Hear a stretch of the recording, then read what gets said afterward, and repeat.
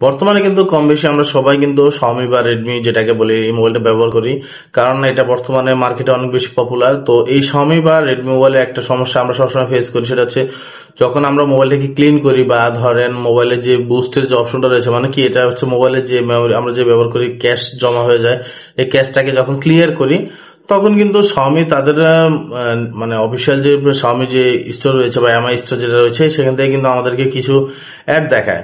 যখনই আমরা ক্লিন করি তখনই আমাদের কাছে আমাদের সামনে কোনো না কোনো অ্যাড চলে আসে, তো যেটা অনেক বিরক্তিকর। তো দেখা যাচ্ছে যে এই জিনিসটা অনেকের কাছে মনে করেন না যে অনেকে সহ্য করে নিছে, আবার অনেকের কাছে এটা খুবই বিরক্ত লাগে। তো আমার কাছে এটা খুবই বিরক্ত লাগে।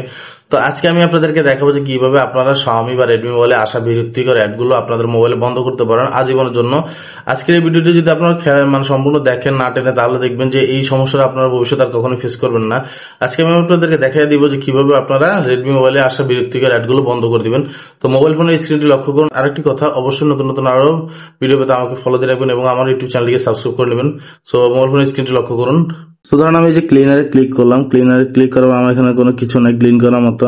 আমি বুস্টে ক্লিক করলাম, করার পরে দেখেন যে এখানে একটা অ্যাড চলে আসছে, ভিআইপি মেসেজিং। হ্যাঁ, এটা হচ্ছে Xiaomi অফিসিয়াল স্টোর থেকে এই অ্যাডগুলো আমাদের মোবাইলে চলে আসে। এগুলো অনেক বিরক্তিকর, আমার কাছে খুবই বিরক্ত লাগে।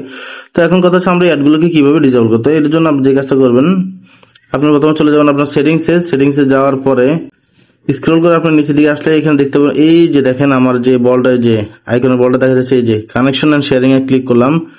ক্লিক করার পর এই যে এখানে দেখেন একটা অপশন রয়েছে যে প্রাইভেট ডিএনএস। হ্যাঁ, প্রাইভেট ডিএনএস এ ক্লিক করে আপনি জাস্ট কি করবেন, এই যে private DNS provider host name, এটাতে ক্লিক করে আপনি জাস্ট এই যে dns.adguard.com এই যে লেখাটাকে অ্যাড করে দিবেন। That's it.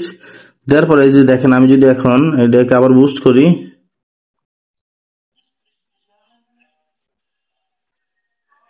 দেখেন এখন কিন্তু আর কোনো অ্যাড নাই। তো আশা করি বুঝতে পেরেছেন কিভাবে আপনারা আপনাদের Xiaomi মোবাইলে আসা বিরক্তিকর অ্যাডগুলোকে বন্ধ করবেন। ধন্যবাদ সবাইকে।